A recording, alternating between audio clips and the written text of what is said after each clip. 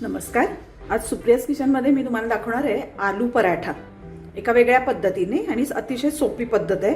त्यासाठी इथे मी 2 उकडलेले बटाटे घेतलेले आहेत. ते आपण आधी किसून घेऊया. थोडीशी बारीकनेच किसायचे आहेत म्हणजे त्यात अजिबात गाठी राहणार नाही. हे बघा, बटाटे किसून झालेले आहेत. आता यामध्ये आपण घालायचे थोडंसं हिंग, पाव चमचा हळद घालूया. इथे मी जिरं, आलं आणि मिरची थोडंसं जाडसर कुटून घेतलेलं आहे ते घालायचं आहे. कसुरी मेथी घालूया 1 चमचा, ह्याने छान असा फ्लेवर येतो.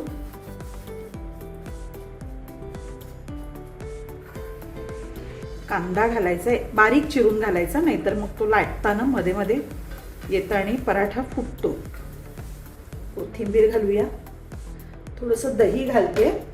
याच्याऐवजी तुम्ही चाट मसाला सुद्धा घालू शकता. आता यात घालूया चवीपुरतं मीठ.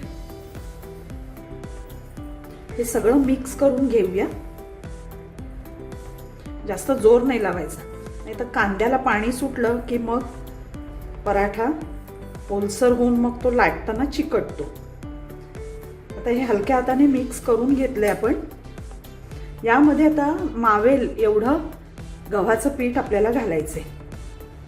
असा चपातीसारखा घट्ट गोळा आला पाहिजे, म्हणजे मग आपल्याला लाटायला ते सोपं पडतं. थोडं थोडं घालत जायचं.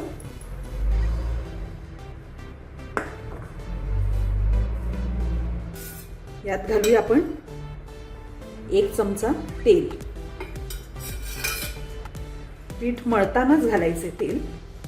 भरपूर सुद्धा पीठ घालायचं नाही, म्हणून अगदी हलक्या हाताने मळायचे, नाहीतर मग ते पीठ पीठ लागतं, बटाट्याची चव त्याला येत नाही. हे बघा, आता आपला घट्ट गोळा येतोय चांगला आणि थोडंसं पीठ लागेल अगदी. हे बघा, मी पूर्ण 1 वाटी भरून घेतलं होतं, त्यातलं अर्ध लागले आपल्याला. आणि हे पराठे लगेचच करायला घ्यायचे, कारण यात मी कांदा घातलाय. तुम्ही कांदा स्किप सुद्धा करू शकता, कारण कांद्यामुळे मग हळूहळू पिठाला पाणी सुटायला लागतं आणि मग ते लाटणं अवघड होतं. त्यामुळे कांदा घातला तर लगेचच करायला घ्यायचे पराठे. हे बघा, आपलं पीठ मळून झालेलं आहे. वरून थोडंसं तेल लावूया.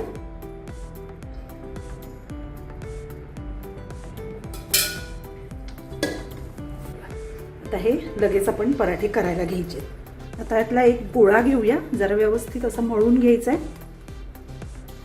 पिठात घोळवून घ्यायचा. याच्या कडा थोड्याशा फाटू शकतात, कारण आपण यात कांदा घातलेला आहे. आणि हलक्या हाताने लाटायचे सगळ्या बाजूनी सारखंच, आणि थोडं जाड ठेवायचं.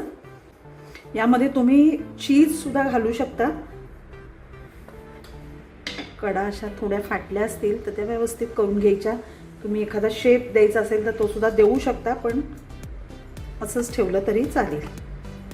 आपला पराठा लाटून झालेला आहे. सगळ्या बाजूनी व्यवस्थित समान लाटायचं आहे. आता गॅसवर मी तवा तापत ठेवलेला आहे. आपण हे भाजून घेऊया. आता याला तुम्ही तेल, तूप किंवा बटर काही लावू शकता.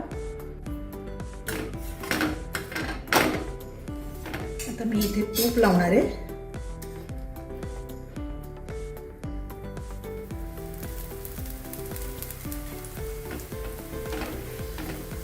मस्त असा सगळ्या बाजूने व्यवस्थित खरपूस भाजून घ्यायचे. गॅस जास्त मोठा ठेवायचा नाही, नाहीतर मग लगेच तो लाल होईल आणि आतून शिजणार नाही, कारण थोडासा जाड आहे. हा पराठा तुम्ही नुसता सुद्धा खाऊ शकता, किंवा दह्याबरोबर, चटणीबरोबर, सॉस बरोबर, कशाही बरोबर अतिशय सुंदर लागतो. अगदी झटपट होतो, फुटण्याची भीती नाही. तुम्ही नक्की करून बघा. आणि आवडला तर माझ्या व्हिडिओला लाईक करा, शेअर करा आणि माझ्या चॅनलला सबस्क्राईब करा. हे बघा, दोन्ही बाजूने अगदी छान असा खरपूस भाजलेला आहे. हा एका प्लेटमध्ये काढून घेऊया. आणि आता असेच आपण सगळे करून भाजून घेऊया. हे बघा, आपला आलू पराठा रेडी झालाय. अगदी सोपा आणि झटपट आहे आणि अतिशय टेस्टी लागतो.